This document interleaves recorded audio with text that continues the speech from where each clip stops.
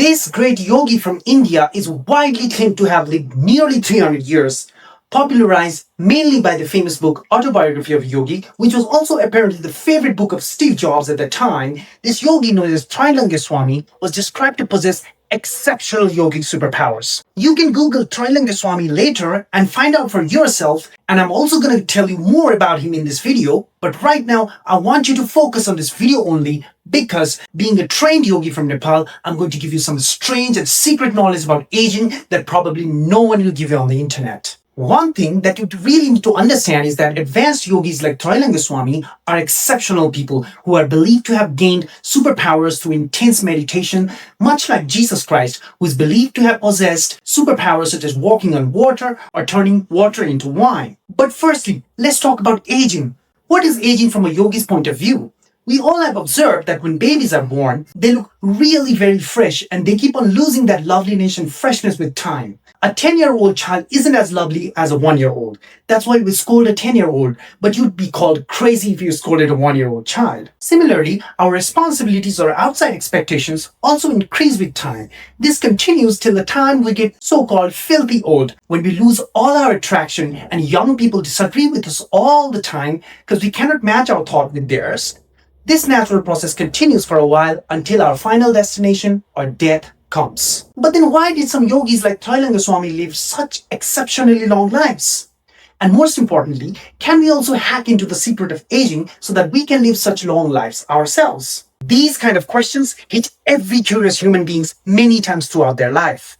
You can freely choose what you will do the next day or next week, but life is dragging you from young age towards old age and finally towards death against your will. And there's nothing you can do about it apart from accepting it the way it is.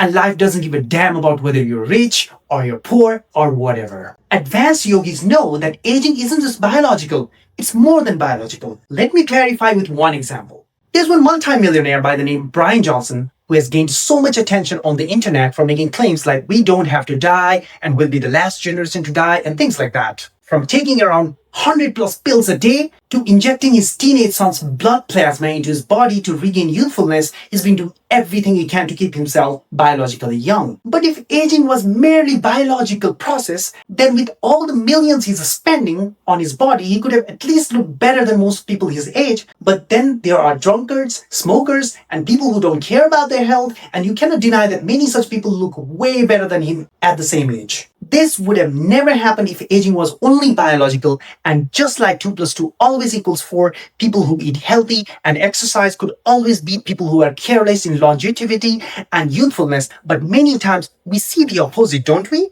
And besides, there were so many kings and super rich people before guys like Bryan Johnson who had also tried everything they could to remain young or not die, but the fact is they all got old and they all died. But there's really good news also, which I'll tell you in a bit. But the bad news is that we are all going to get old and we all will die.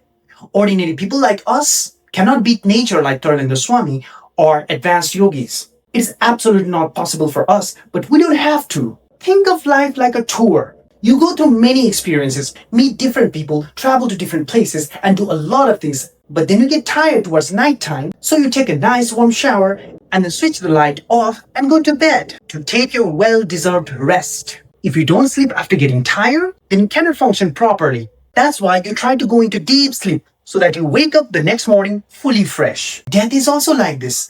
In this many years journey on earth, you eventually get tired of everything, and when you feel tired, you go into the deepest sleep where your heartbeat and all your involuntary muscles and nerves also take total rest. That's why death is also called Mahanidra or the great sleep in yogic language. After all, death isn't the end.